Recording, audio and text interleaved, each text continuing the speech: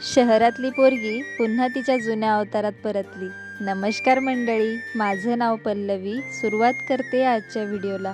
शहरातली धांदलघाई बाजूला ठेवल्यानंतर घरची शांतता वेगळीच असते बरं का।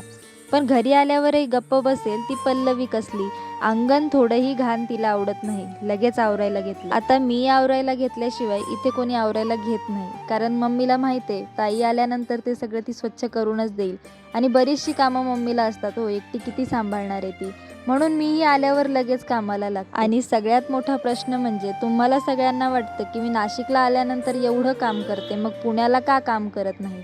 मला एक सांगा, पुण्याला माझं हक्काचं घर नाही आहे, ते मी रूम करून राहते, तर बाकीच्या मुलींचंही सामान वगैरे असतं, त्यामुळे आम्ही एकमेकींच्या गोष्टीला हात वगैरे लावत नाही।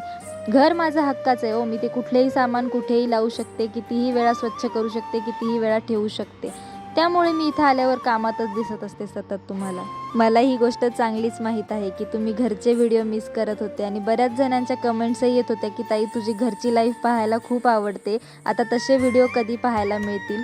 मलाही घरची आठवण येत होती, पण तुम्हीही माझ्यासोबत घराला मिस करत होतात ना। आणि तुम्हाला सगळ्यांना तर माहीतच आहे की आपली घरची सुरुवात ही 5 वाजता होते, आणि आंघोळ वगैरे करून झाल्यानंतर पहिलं काम असतं ते म्हणजे सडा रांगोळी करणं। इथे मी झाडून वगैरे घेऊन सगळं अंगण स्वच्छ केलेलं होतं, त्यानंतर लगेच आपली रांगोळी काढायला घेतली। खरं सांगू का, पुण्याला असल्यावर मला असं वाटतं मी खूपच आळशी झालेली आहे। नाशिकला आल्यावर बरोबर 5ला जाग येते, सडा रांगोळी टायमावर होते, त्यानंतर व्हिडिओची कामंही आपली पटापट होतात, आणि तुम्हाला मुळात म्हणजे डेली व्हिडिओ पडतात। आता बघा ना, कालच आली आहे नाशिकला, तरीही आज डेली व्हिडिओ पडलाय तुमच्यासाठी। व्हिडिओ आवडला असेल लाईक करा, शेअर करा, सबस्क्राईब करा। Bye bye.